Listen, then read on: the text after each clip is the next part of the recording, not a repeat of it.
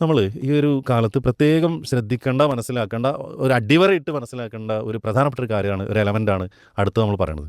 അഥവാ സർട്ടിഫിക്കറ്റുകൾ എമ്പാടുമുണ്ട്. ഒരുപാട് സർട്ടിഫിക്കറ്റുകളുണ്ട് കയ്യിൽ. പക്ഷെ ആൾക്ക് അത് ആ സർട്ടിഫിക്കറ്റുകൾ നേടിയ കാര്യങ്ങളൊന്നും പ്രകടിപ്പിക്കാനോ ഒരാളായിട്ട് കമ്മ്യൂണിക്കേറ്റ് ചെയ്യാനോ സാധിക്കുന്നില്ലെങ്കിൽ സ്വാഭാവികമായിട്ട് ആ സർട്ടിഫിക്കറ്റുകൾക്ക് ഒരു പേപ്പറിൻ്റെ വില മാത്രമേ ഇക്കാലത്തുള്ളൂ എന്നുള്ളതാണ്. അതെ. അവിടെയാണ് സ്കില്ലുകളെക്കുറിച്ച് നമ്മൾ പറയണത്. ലൈഫ് സ്കില്ലുകൾ, അവിടെ സോഫ്റ്റ് സ്കില്ലുകളുണ്ട്, ഹാർഡ് സ്കില്ലുകളുണ്ട്, ഇങ്ങനെ ഒരുപാട് സ്കില്ലുകളുണ്ട്. അഥവാ സ്കില്ലുകൾ ഏതൊക്കെയാണെന്ന് വെച്ച് കഴിഞ്ഞാൽ നമുക്കുള്ള എല്ലാ കഴിവുകളും സ്കില്ലുകൾ തന്നെയാണ്. അപ്പോൾ നമ്മൾ സംസാരിക്കുന്നു, കമ്മ്യൂണിക്കേഷൻ എന്ന് പറഞ്ഞൊരു സ്കില്ലാണ്. നേരത്തെ നമ്മൾ പറഞ്ഞ പോലെ റൈറ്റിംഗ്, എഴുതാൻ സാധിക്കാനുള്ള സ്കില്ലാണ്. ഒരാൾക്ക് നീന്താൻ സാധിക്കുക എന്നുള്ള സ്കില്ലാണ്. കുക്കിംഗ് നല്ലൊരു സ്കില്ലാണ്. നന്നായിട്ട് ചിത്രം വരയ്ക്കാൻ കഴിയുന്നുള്ള സ്കില്ലാണ്. പ്രസംഗിക്കാൻ കഴിയുക എന്നുള്ളതൊരു സ്കില്ലാണ്. ഇങ്ങനെ ഇപ്പോൾ മാത്സുമായി ബന്ധപ്പെട്ട കഴിവുകൾ, അതുപോലെ തന്നെ പ്രോബ്ലം സോൾവിങ്, ഏറ്റവും കൂടുതൽ ആൾക്കാരെ ആവശ്യമുള്ളൊരു മേഖല അതായിരിക്കും. കാരണം ചെറിയ കുട്ടികൾക്ക് വരെ ഇന്ന് സ്ട്രെസ് അനുഭവിച്ചുകൊണ്ടിരിക്കുകയാണ്. അപ്പോൾ അവർക്കൊക്കെ കൗൺസിലേഴ്സിനാണ് ആവശ്യമുള്ളത്. അപ്പോൾ കൗൺസിലിംഗ് മേഖലയിൽ പ്രോബ്ലം സോൾവിങ് ഏറ്റവും കൂടുതൽ സാധിക്കുന്ന ആളുകൾക്ക് എക്സൽ ചെയ്യാൻ പറ്റിയൊരു മേഖലയാണ്. അപ്പോൾ സ്കില്ലുകളും സർട്ടിഫിക്കറ്റുകളും തമ്മിൽ മത്സരിക്കുമ്പോഴും സർട്ടിഫിക്കറ്റുകളെക്കാൾ ഒന്നുകൂടി മികച്ചു നിൽക്കുന്നത് ഇന്ന് സ്കില്ലുകൾക്കാണെന്നുള്ളതാണ്. അത് പിന്നെ സർട്ടിഫിക്കറ്റുകൾ എവിടെയാണ് വാല്യൂ ഉള്ളത് വെച്ചാൽ ഗവൺമെൻറ് തലത്തിലുള്ള പരീക്ഷകളും പിന്നെ തൊഴിൽ സാധ്യതകളാണെങ്കിൽ അവിടെ സർട്ടിഫിക്കറ്റുകൾക്കാണ് വില. പിന്നെ ഒരു ഇൻ്റർവ്യൂ ജസ്റ്റ് പരീക്ഷകൾ എഴുതി മാർക്ക് വാങ്ങിച്ചു കഴിഞ്ഞാൽ ആർക്കും അവിടേക്ക് എത്താം. പക്ഷേ പ്രൈവറ്റ് മേഖലകൾ ഇന്ന് ഗവൺമെൻറ് സെക്ടറിനേക്കാൾ കൂടുതൽ അവസരങ്ങളുള്ളത് പ്രൈവറ്റ് മേഖലകളിലാണ്. ഗവൺമെൻറ് സെക്ടർ ഒഴിവാക്കണം എന്നല്ല അതിനർത്ഥം.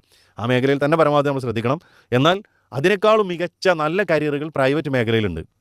നല്ല ഹൈ സാലറി കിട്ടുന്ന, അല്ലെങ്കിൽ നമുക്ക് തന്നെ സ്വന്തം സ്റ്റാർട്ടപ്പുകളൊക്കെ ഉണ്ടാക്കാൻ പറ്റുന്ന മേഖലകളുണ്ട്. അപ്പോൾ അതിന് വേണ്ട സ്കില്ലുകളാണ്, സർട്ടിഫിക്കറ്റുകൾ മാത്രമല്ലെന്നാണ്. എന്നാൽ വെറും സ്കില്ലുകൾ മാത്രമുണ്ട്, ഒരു സർട്ടിഫിക്കറ്റ് ഇല്ലെങ്കിൽ അതുകൊണ്ടൊന്നില്ല ഗുണമില്ല. നന്നായി പഠിക്കുക, നല്ലൊരു കരിയർ ഉണ്ടാക്കുക, നല്ല കോഴ്സിന് ജോയിൻ ചെയ്യുക, സർട്ടിഫിക്കറ്റുകൾ കരസ്ഥമാക്കുക, അതോടൊപ്പം നമുക്കുള്ള ഓരോ കഴിവുകളെയും വളർത്തിക്കൊണ്ടുവരുവാൻ നമ്മൾ ശ്രദ്ധിക്കണം എന്നാണ്. സാധാരണ നമ്മൾ ഈ ട്രെയിനിങ് പ്രോഗ്രാമിലൊക്കെ ഞങ്ങൾ പറയാനുള്ള കാര്യങ്ങൾ, ഇപ്പോൾ ഇംഗ്ലീഷിൽ ABCD 26 അക്ഷരങ്ങളുണ്ടല്ലോ അല്ലേ.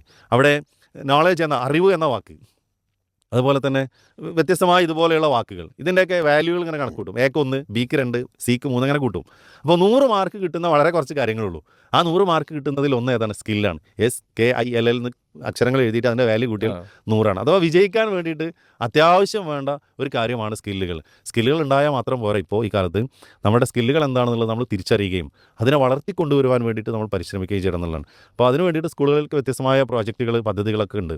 നമ്മുടെ മക്കളൊക്കെ പഠിച്ചുകൊണ്ടിരിക്കുന്ന സ്ഥാപനത്തിൽ ഏതൊക്കെയാണ് അങ്ങനെയുള്ള അവസരങ്ങൾ ഉള്ളത് എങ്കിൽ നമ്മുടെ മക്കൾ അതിലൊക്കെ ചേർത്താൻ വേണ്ടി നമ്മൾ ശ്രദ്ധിക്കുന്നതാണ്. ഇപ്പോൾ ഹൈസ്കൂൾ തലത്തിലൊക്കെ പറയുകയാണെങ്കിൽ ഈ ഗൈഡ് പോലെയുള്ള, സ്കൗട്ട് പോലെയുള്ള, JRC പോലെയുള്ള, ലിറ്റിൽ കൈറ്റ് എന്ന് പറഞ്ഞാൽ പിന്നെ ടെക്നിക്കൽ ലാബും അതുപോലെയുള്ള കാര്യങ്ങളൊക്കെ ഉപയോഗിച്ച് ചെയ്യാൻ പറ്റുന്ന കുട്ടികളുടെ ആ മേഖലയിൽ തിരിച്ചുവിടുന്ന കാര്യങ്ങളാണ്. അതിൽ ചില കുട്ടികളൊക്കെ ചെയ്യുന്ന കാര്യങ്ങളുണ്ടാകും, നമ്മൾ ഞെട്ടിപ്പോവും.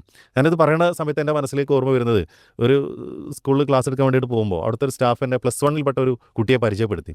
അപ്പോൾ അവനെ പരിചയപ്പെടാൻ, സാറേ നിങ്ങളൊന്നും പരിചയപ്പെടേണ്ട ആളാണെന്ന് പറഞ്ഞ് പരിചയപ്പെടുത്താൻ. അപ്പോൾ ഞാൻ ചോദിച്ചു, അല്ല മോനെ എന്താണ് നിന്നെ പരിചയപ്പെടണമെന്നാണല്ലോ ഇവിടുത്തെ സാറ് പറഞ്ഞത്. സാർ ഞാൻ +1 പഠിക്കുന്നത്, പിന്നെ ഞാനൊരു സ്റ്റാർട്ടപ്പ് തുടങ്ങിയിട്ടുന്നുണ്ട്. അപ്പോൾ ഞാൻ അവരോട് ചോദിച്ചു എന്താണ് സ്റ്റാർട്ടപ്പ്? അപ്പോൾ പറഞ്ഞത് വെബ് ഡിസൈനിങ് ആണെന്നാണ്. +1 പഠിച്ചുകൊണ്ടിരിക്കണ. അത് മാത്രമല്ല കൊറോണ വന്ന സമയത്ത് അന്ന് അവൻ പഠിച്ചിരുന്ന സ്കൂളിൽ നിന്നും ഓൺലൈൻ ക്ലാസ്സിൽ അവൻ കയറുന്നില്ല എന്ന് പറഞ്ഞ് അവനെ സ്കൂളിൽ നിന്ന് എന്ത് ചെയ്ത് TC വാങ്ങിച്ച് കൊണ്ടുപോകാൻ രക്ഷിതാക്കളെ നിർബന്ധിച്ചു ടീച്ചേഴ്സ്. അങ്ങനെ അവൻ അവിടെ നിന്ന് TC വാങ്ങി അന്ന് പിന്നെ ഞാൻ ഈ ക്ലാസ്സിന് വേണ്ടി പോകുന്ന സ്ഥാപനത്തിലാണ് പിന്നെ പഠിച്ചുകൊണ്ടിരിക്കുന്നത്. അപ്പോൾ അവൻ സ്റ്റാർട്ടപ്പ് ചെയ്യണം. അപ്പോൾ എന്ത് വെബ് ഡിസൈനിങ് ആണെന്ന് പറഞ്ഞു. അപ്പോൾ നീ എന്ത് കാര്യങ്ങളാണ് ചെയ്യണത്? അപ്പോൾ പറഞ്ഞു ഇങ്ങനെ ചെറിയ പല കമ്പനീൻ്റെ വെബുകൾ നമ്മളെടുക്കും, അത് ഡിസൈൻ ചെയ്തിട്ട് കൊടുക്കും, ഡെവലപ്പ് ചെയ്യുക, അതൊക്കെയാണ്. അപ്പോൾ ഞാൻ ചോദിച്ചു നിനക്ക് പൈസ കിട്ടണം? ഉണ്ട് സർ. എത്ര ഉണ്ടെന്ന് ചോദിച്ചു.